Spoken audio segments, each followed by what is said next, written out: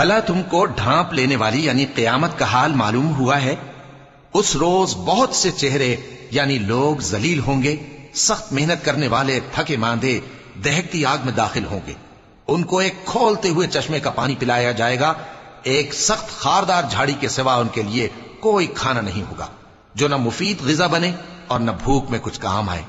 بہت سے چہرے یعنی لوگ اس روز شادماں بھی ہوں گے، اپنی محنت کے بدلے پر خوش۔ بہشت بری میں وہاں کسی طرح کی لغو بات نہیں سنیں گے، اس میں چشمے بہ رہے ہوں گے، وہاں تخت ہوں گے اونچے اونچے اور کٹورے قرینے سے رکھے ہوئے اور گاؤ تکیے قطار کی قطار لگے ہوئے اور نفیس مسندیں جگہ جگہ بچھی ہوئی۔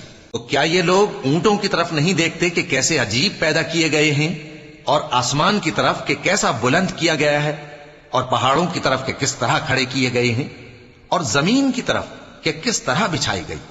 پس اے نبی صلی اللہ علیہ وآلہ وسلم، تم تو نصیحت کرتے رہو کہ تم نصیحت کرنے والے ہی ہو، تم ان پر داروغہ نہیں ہو۔ ہاں، جس نے منہ پھیرا اور نہ مانا تو اللہ اس کو بہت بڑا عذاب دے گا۔